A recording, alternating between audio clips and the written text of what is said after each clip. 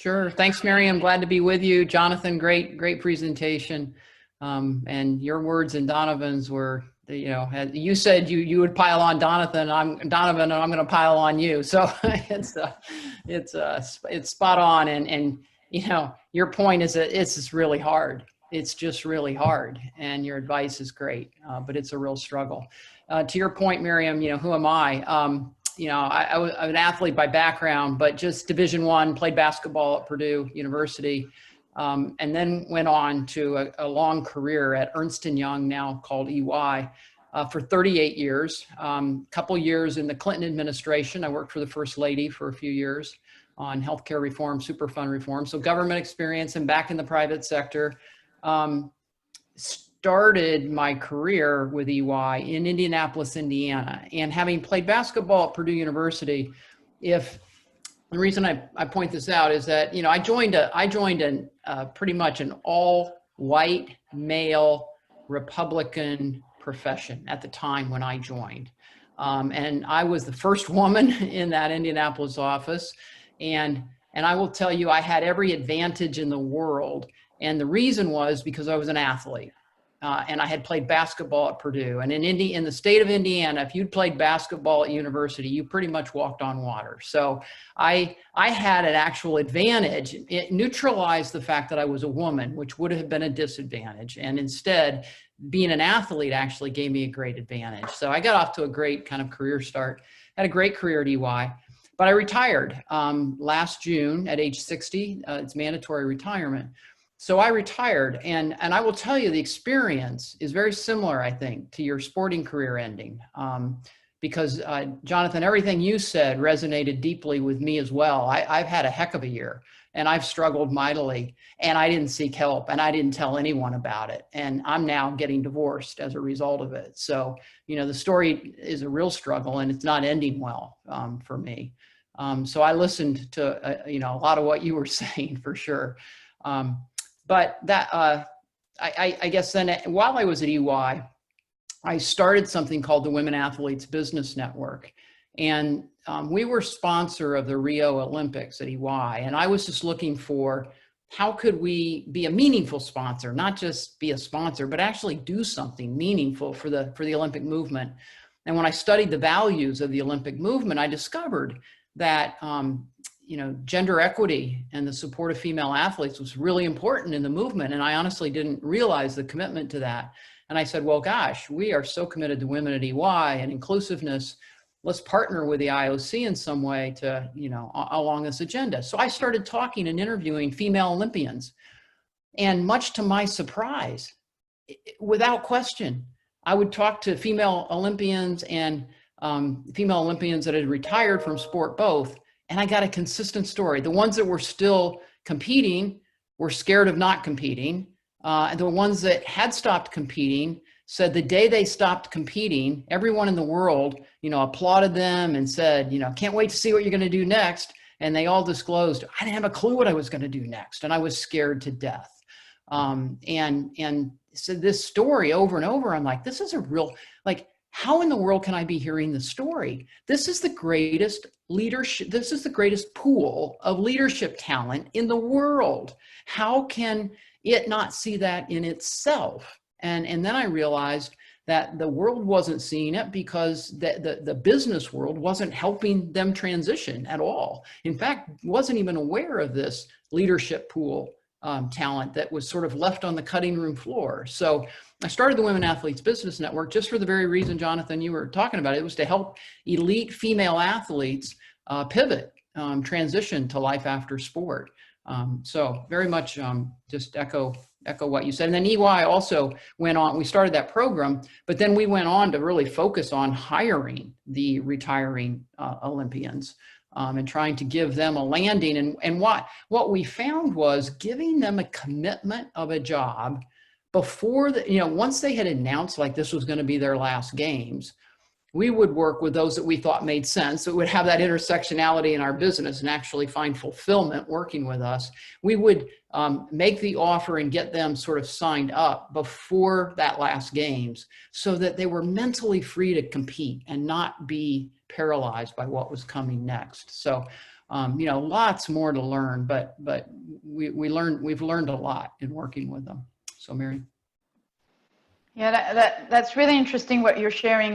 You know, I was an athlete, and I was very lucky to find a really good company that hired me and helped me through my transition process, actually, and trained me over time through the technical skills, I guess, of the business. And I think that's really interesting that EY recognizes that you bring soft skills, and then that the rest of the job you can learn it through the company.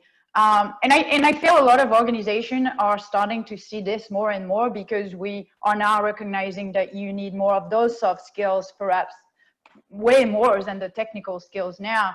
I wanted for you to be able to expand a little bit on the recruiting and hiring process, and perhaps how do you think businesses and corporations are now looking outside the box in terms of their hiring of talent?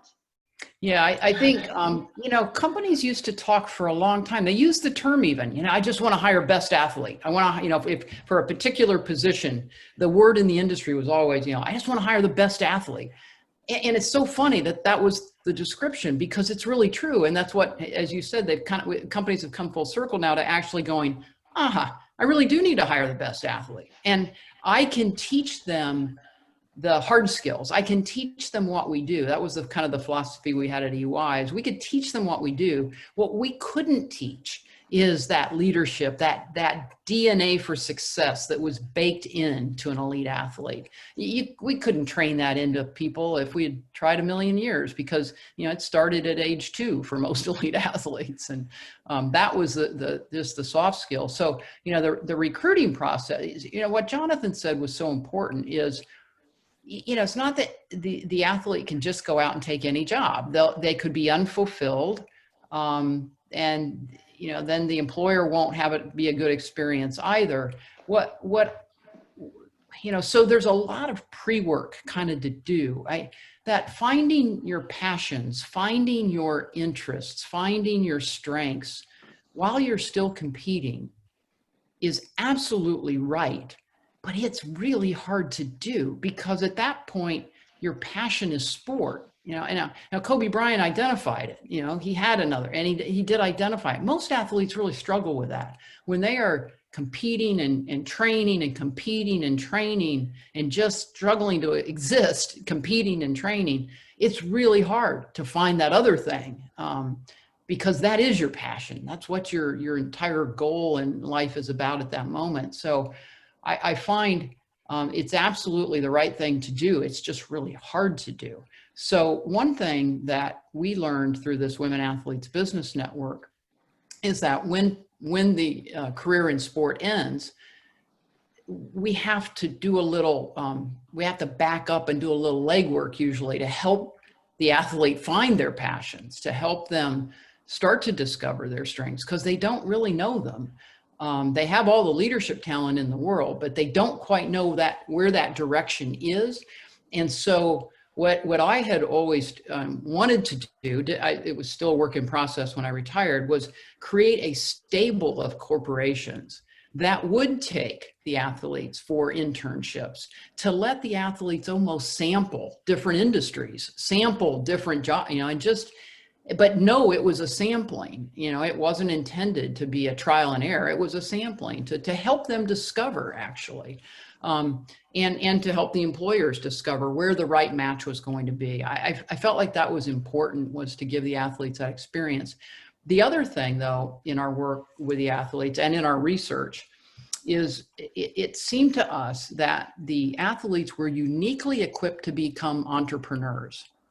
And in part because the elite athletes had to be very entrepreneurial to cobble together their training life and their competition life, that was just really an entrepreneurial set of behaviors to do that over the course of a life, which made them uniquely gifted at entrepreneurship.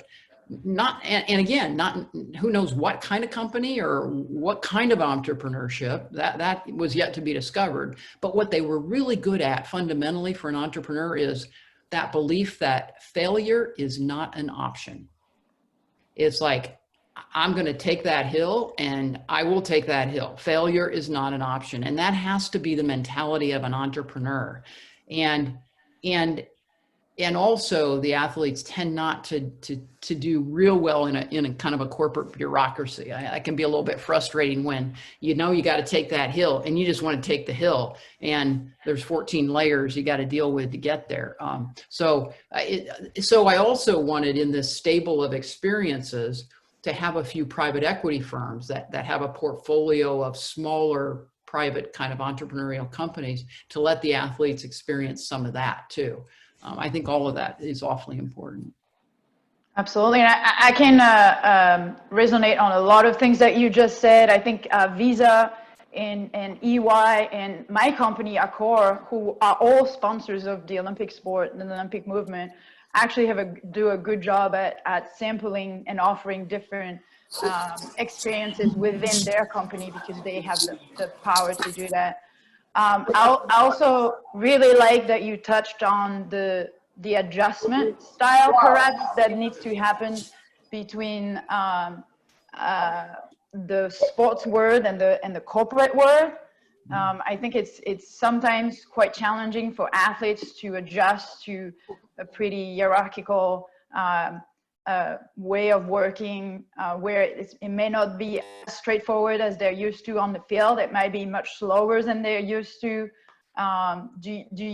What have you seen in terms of adjustment and sort of professional grooming in the athletes that have been recruited by UI? Yeah, we do see that there is an adjustment for sure of just kind of, it's not as clear cut as I got to go over that hurdle and with the right, everything's got to be right versus I got to know all these people and things go slowly. And I think that's frustrating. But I also think, again, the kind of industry matters. So you think about an entrepreneurial company, you can imagine what that environment's like. It's chaotic, it's innovative, it's smaller. Then you've got the big corporate, that a little bit slower, a little more layers. But then you have this other thing that EY happened to be, which was a professional services firm, which means it was a partnership. It meant there's the hierarchy is a lot looser, and it's also everybody gets to progress at their own pace. It's like you can go as fast as you can take responsibility and succeed. You don't have to wait for anybody to die. You don't have to wait for anybody in front of you. Like if you get the ball and you succeed, you'll get promoted and you'll keep moving. And that professional services environment seems well suited for athletes, we found, or companies that operate more like that. Again, it's just that, they're leaders. They're just leaders, and that's what translates well. And they're leaders, and they want to be coached. You can't imagine, an athlete, an employee, a lot of times employees who aren't athletes, God, you can spot them in a second. They can't take constructive criticism worth a darn. And they don't really want to be coached. They just want to be told they did a really good job. And an athlete's like, tell me what I did wrong. What am I going to do better? What, come on, I can do it. And they're just wonderful as employees. Yeah, that is so true, that the athletes will always look for that little bit that can make them better and perfect their craft, whether it's on the field or in the professional career. I also like what you were saying, you have to know what's your passion and which industry you want to get into, but also I think a good exercise is understanding sort of your professional values or lifestyle, in the sense of like understanding what size company, what type of hierarchy, how do you want to interact with others, what teams do you want to be in, what do you want your work day to look like, do you want to travel, there's so many different aspects that I think athletes have to investigate to really figure out what's that good fit for them from a professional perspective. Outside of the hard work and the leadership and coachability, is there other transferable skills that you have seen in athletes as well? Yeah, I think it was Jonathan that alluded to this. I wrote it down, but the concept that losing is just feedback, that just every day, nothing goes perfectly, and you have a big project you're working on and it doesn't go well, or you have a big proposal and you don't get selected. And, athletes just roll with the punches. Like, losing is just feedback. What can I learn from it? What can I do better? Versus the non-athlete who tends to, shut down for a few days and can't take failure. It's just a different mindset. It's also risk taking. The athletes understand how to take calculated risks. They understand how to, well, part of it also, though, is just the nuts and bolts of being an athlete. So it sounds simple, but an athlete wouldn't go into a game without having practiced extensively, without having reviewed the game film, without understanding exactly what their competition was likely going to do and strategizing about how to defeat that. You think about a person in business every day. They walk into a meeting, and if they have that athlete mindset, they've practiced, they've done their homework. They know where everybody in the room sitting around that table, what they think, what they're likely to say, how to counter, how to get, basically the athlete will have a game plan on how to get a business decision driven through that group. The non-athlete walks in hoping to have a good meeting, hoping to have a good discussion. It's just an entirely different approach. The athlete does that by nature and doesn't even know they're doing it. That's why it's so fun working with the retiring athletes, because they don't know what they don't know what they know. They don't know what is baked into them. I just call it the recipe for success. Athletes have it. They've lived it their entire life, and it's not that hard. It's discipline, hard work, focus. Losing is just feedback. I mean, they know how to finish. They never go halfway. It sounds kind of trite and little, but those things that are baked into you that you do by nature just lead you to success in business. We research. So to prove this hypothesis, we did not know the answer when we started. We took a group of women. My focus was on female athletes, but this, the whole concept applies to men and women. But we researched senior business women. So women in the C-suite, so CEOs, CFOs, COOs.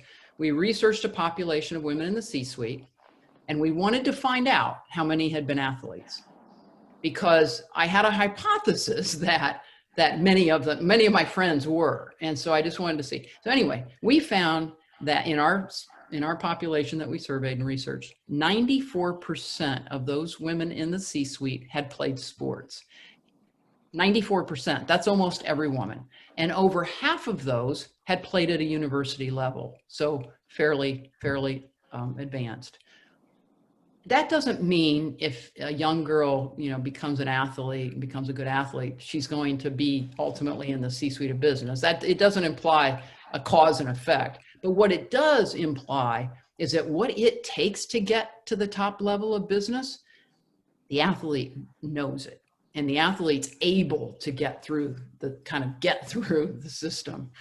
So I thought it was a fascinating piece of research. And it's just a message to the athletes about the confidence they should have in their own transferable skills.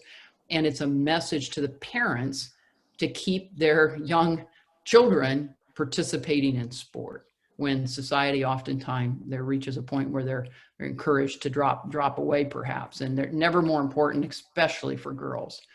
That they hang in there. Yeah, I think it's a really good message of, they have the skills. It's really a matter of being able to articulate those skills and being aware of them, because it's ingrained in you. I want to segue a little bit into the career path. So a lot of athletes that retire think that perhaps they're a little behind, that they think often their perception is, I don't have volunteer or internship experience. I was solely focused on my sport. In the summers I competed. I wasn't able to build my network, my professional network. And so I think there's this perception that they're behind, where I feel that perhaps even though they feel they're behind, their career is going to actually accelerate eventually because of where they're coming from. And I'm curious if this is something that you have seen at EY once you have recruited an athlete, that eventually they'll shoot up in the hierarchy. Yeah, once they get their footing and kind of get the hang of and find that intersection that's working for them, then yeah, they really shoot up, because they're also just very innovative. They see problems that need to be solved. They see needs that need to be addressed. And so, I know some of the athletes we hire, they would bring to us these massive proposals for how to solve something really significant that they had just seen, so yeah, they do. But again, that intersectionality that Jonathan described, it's important, because if you don't find that, it probably doesn't go that way. So it is important. Have you felt that some athletes perhaps have felt discouraged a little bit because they haven't found that intersectionality and nobody is teaching them through that process, and they end up perhaps getting stuck in a job that's not for them, and therefore, it impacts their confidence as well? Absolutely. So when we started the Women Athletes Business Network, so this was not the hiring of the athletes, but this was the program to help the athletes get ready to pivot and retire. So to select the class each year, we had a nomination process. We had an application and nomination process to find the athletes who wanted to participate in the program. Well, much to my surprise, we didn't get a lot of currently competing athletes. What we got was retired athletes who were just the ones you described. They had retired. They had not found that intersectionality. They wanted to make a big difference in the world. They knew they had it in them, but they had made some wrong turns and were unfulfilled. That's who we got. And they just really benefited from the program, because we could work with them and really help them kind of get back to that fulfillment that they wanted. Yeah, absolutely. I can see this happen. And it seems that, quite a few retired athletes will sort of get lost down a path at some point, or either go into coaching because that's what they are comfortable with. And I think they're under-tapped as a talent, especially for the business world, but a lot of other industry that they don't necessarily looking at. So that, I think that's really interesting. Absolutely. But the other thing you said is, and because you're exactly right, they just think their options are to be either a professional or a coach, or, they just don't know that there's a broader spectrum. But one other thing you said about how businesses hire struck a chord with me, because one thing we found, even we start this program right at EY, and then we started looking at our own hiring process, just generally, not for the process to hire elite athletes. That's a very focused program we had, but we just started looking at our hiring process in general. And what we found was we had sort of a built-in bias against athletes, because to kind of get through the early stages of the interview process with us, you had to have this internship, these volunteer opportunities, and blah, blah, blah, blah, blah. And the athletes had none of that. So they never even made it through our initial screen. So it's not that we didn't want them. Our process, forcefully screened them away from us. So we had to change our whole hiring process and, get the bias out of our kind of application process. I think it's really important to highlight that, because I do agree that there are a lot of the hiring at the early stages is done automatically through a computer system. And so a lot of athletes get cut off that process. And so I think for the athletes to really focus on the hidden job market, the positions that are coming from a networking perspective rather than the one that are being posted is critical. This is really where you're going to find your next position. And it's through networking, and it happens before you retire. It happens when you're still competing, or it happens using your story as an athlete. Is this something that you have seen in business, is more, where perhaps the athlete should be focusing on what's not published in a traditional sort of job posting? Absolutely, because you can't trust that everybody is sort of de-biasing their hiring process. They're not. And so, yeah, you've got you got to kind of go around, find ways to go around the system, and networking and not going through just the normal channels is really important. And using your brand to make yourself visible. You got, the athletes have huge brands. And I mean, like our employees at EY loved when we hired the athletes because they got to work with them, but using that platform of your brand to make yourself visible allows you to network more, allows people to see you and see what an asset you are, and then be attracted to come to you. It allows employers to come to you if you put yourself out there. Absolutely. This is going to be a great segue into our discussion with Amobi, because he's building that network in his professional career. I want to touch on one point you just said, because it relates to my transition. I was very lucky to work for a hotel company that was sponsoring the Olympic movement. And pretty early on, they recognized that they recognized what I could bring to the company, and they supported me to go back into my sport. So I had retired, I joined the company, and I went back into the sport with their support. And it was absolutely amazing, because at that point, I was able to learn the business and have a professional career, but also have an internal network within the company because of the exposure that they provided me. So they used my image to promote certain skills and certain qualities that you have as an athlete to their other employees. And I was then able to meet with a lot of different employees through the company. So I think there are multiple ways you can use your athletes within your organization. And definitely, it's not used by every company, but it's very positive. Absolutely. We used Gwen Jorgensen in the same way at EY, the triathlete. But the other thing it caused us to, just that recognition of when we'd hire the athletes, whether Gwen actually was competing while she was working for us and training, others who had retired and joined us. But what we discovered is we had what I call closeted athletes. So in our workforce, heck, a ton of our employees had played sports and either in high school or in college, at university, and we're really proud of it. But they had sort of checked their athlete experience at the door, thinking it was not relevant to now their professional career.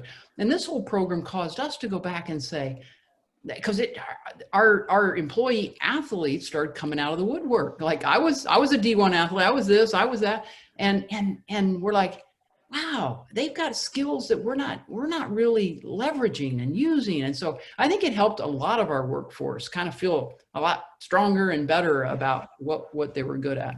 Yeah, and very inspirational stories too for the rest of the workforce to tap from, I think. Yes. Yeah. We actually had to manage trying to make our non-athletes not feel bad.